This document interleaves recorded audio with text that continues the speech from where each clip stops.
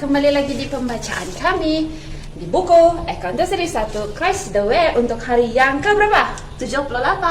Oke, 78. Hari ini kami akan baca di dalam buku Desire of Ages nomor 217 hingga 219. Sebelum kita mulai membaca, mari kita berdoa.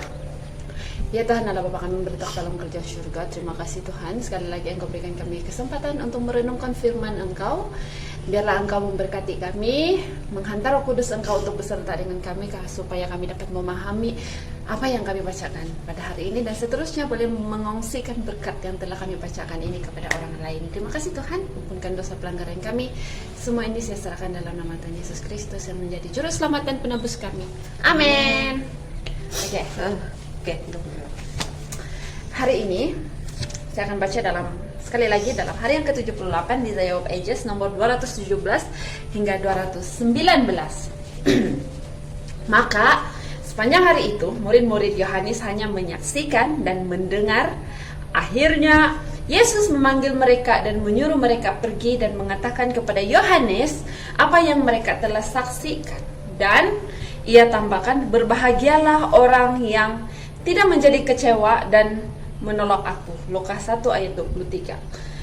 Bukti keilahiannya telah dilihat dalam penyesuaiannya dengan keperluan manusia yang menderita. Kemuliaannya telah ditunjukkan dalam merendahkan dirinya kepada tingkatan hidup kita yang rendah ini. Murid-murid membawa berita itu dan ini telah cukup. Yohanes teringat akan nubuatan mengenai Mesias.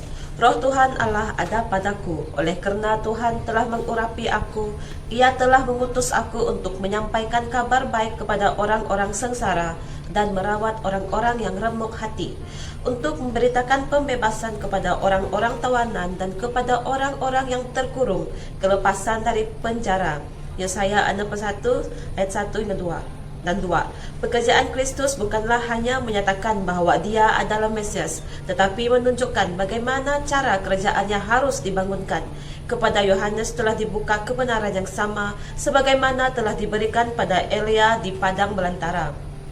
Bila angin besar dan kuat yang membelah gunung-gunung dan memecahkan bukit-bukit batu mendahului Tuhan, tetapi tidak ada Tuhan dalam angin itu, dan sesudah angin itu datanglah gempa. Tetapi tidak ada Tuhan dalam gempa itu. Maka setelah dari api itu, Allah berfirman kepada Nabi oleh bunyi angin sepoi-sepoi basah. Raja-Raja ayat 9, 11 hingga 12.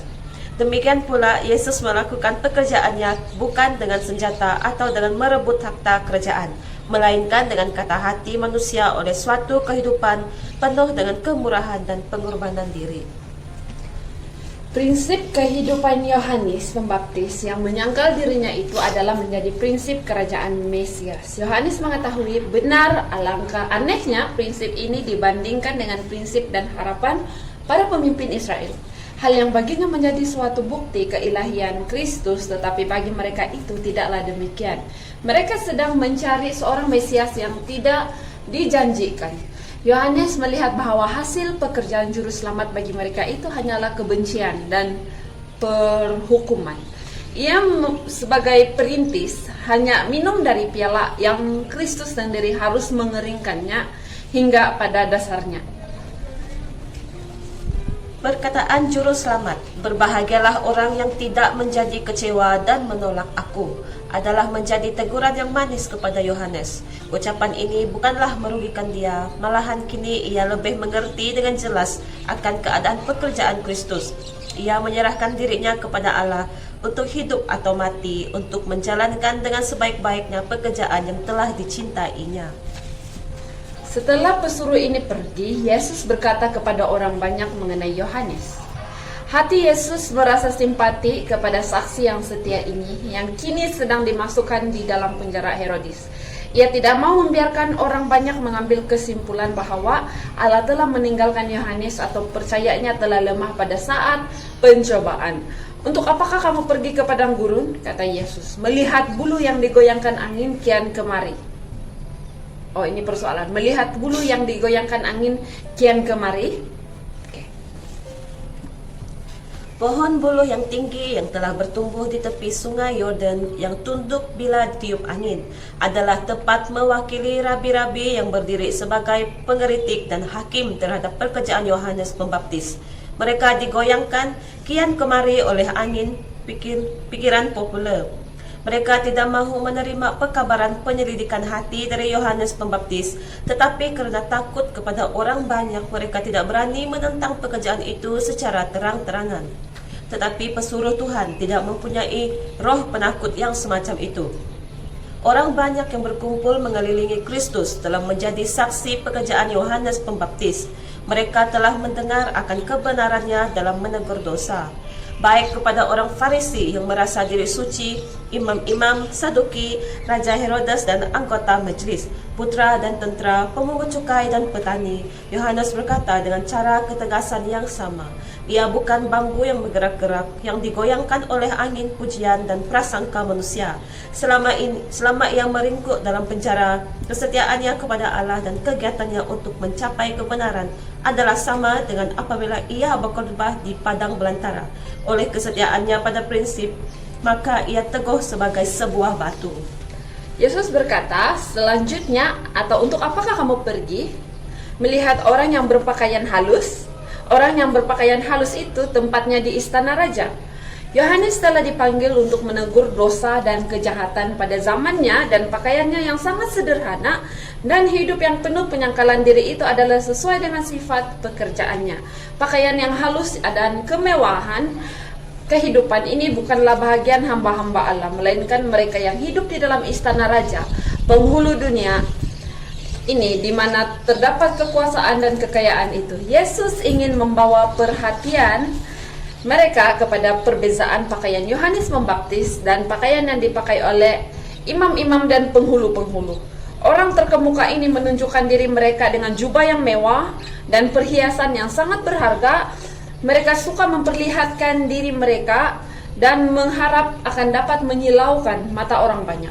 Mereka ingin mendapat pujian manusia daripada mendapat kesucian hati yang berkenan kepada Allah. Dengan demikian, mereka menunjukkan bahwa kesetiaan mereka bukanlah diberikan kepada Allah, tetapi kepada kerajaan dunia ini.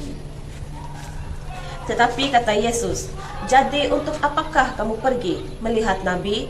Benar, dan aku berkata kepadamu, bahkan lebih daripada Nabi, kerana tentang dia ada tertulis, lihatlah, aku menyuruh utusanku mendahului engkau. Ia akan mempersiapkan jalanmu di hadapanku. Aku berkata kepadamu, sesungguhnya di antara mereka yang dilahirkan oleh perempuan tidak pernah tampil seorang yang lebih besar daripada Yohanes Pembaptis. Dalam pengumuman kepada Zakaria sebelum kelahiran Yohanes, malaikat berkata, sebab ia akan besar di hadapan Tuhan. Lukas 1 ayat 15. Pada pandangan surga, apakah yang menjadikan kebesaran itu? Bukannya kebesaran seperti anggapan dunia ini, bukan kekayaan atau jabatan atau keturunan yang mulia atau pemberian kecerdasan menurut anggapan mereka itu.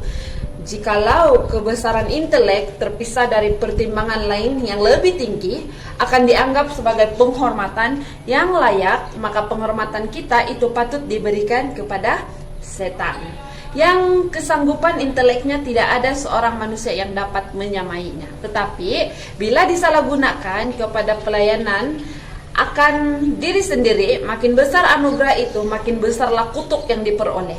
Adalah nilai akhlak yang dinilai oleh Allah. Kasih dan kesucian adalah sifat-sifat yang sangat dihargakan oleh Tuhan. Yohanes adalah besar pada pandangan Tuhan, karena bila ia berada di hadapan pesuruh Sanhedrin, di hadapan orang banyak, di hadapan murid-muridnya sendiri, ia menjauhkan dirinya dari mencari penghormatan dirinya, melainkan menunjukkan seluruhnya kepada Yesus sebagai seorang yang dijanjikan. Kegembiraannya yang tidak mementingkan diri dalam pelayanan kepada Kristus menunjukkan contoh keagungan yang belum pernah dinyatakan pada seorang manusia. Kesaksian dari hal dia setelah wafatnya yang dibawa oleh mereka yang mendengar kesaksian mengenai Yesus adalah, Yohanes memang tidak membuat satu tanda pun, tetapi semua yang pernah dikatakan Yohanes tentang orang ini adalah benar. Yohanes Yohanes bab 10 ayat 41, pada Yohanes tidaklah diberikan kuasa untuk menurunkan api dari langit atau membangkitkan orang mati, sebagaimana Elia atau memegang tongkat Musa yang berkuasa dalam nama Allah. Ia telah diutus untuk menyediakan jalan bagi kedatangan Juru Selamat dan mengamarkan orang banyak untuk bersedia bagi kedatangannya.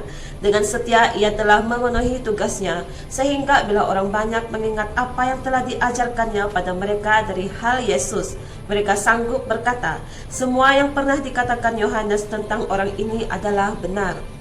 Kesaksian tentang Kristus yang semacam itulah yang diminta agar dibawa oleh tiap-tiap murid Tuhan. Oke, habis sudah.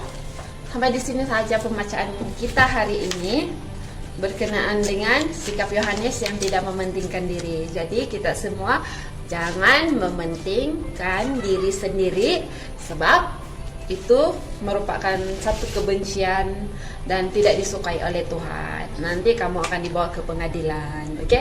Di surga nanti. So sampai di sini saja. So mari kita akhiri pembacaan kita hari ini dengan doa. Ya Tuhan Allah Bapa kami yang bertolak dalam kerajaan surga, terima kasih Tuhan atas firman Engkau sebentar tadi. Terima kasih atas peringatan kepada pribadi kami masing-masing yang mendengar ataupun yang membacakan sendiri firman itu. Kami ingin terus merendah diri, sebab itu yang Engkau ajarkan di dalam firman Engkau, agar kami tidak melupakan diri kami, dan seterusnya kami boleh menyebarkan berkat ataupun anugerah yang telah kami terima dalam kehidupan kami setiap hari dan dalam kehidupan kami sementara kami masih hidup di dalam dunia ini. Terima kasih Tuhan, ampunkan dosa pelanggaran kami. Semua ini saya serahkan dalam nama Tuhan Yesus Kristus yang telah menjadi juru selamat dan penebus kami semua. Amin. So thank you, jumpa lagi. God bless.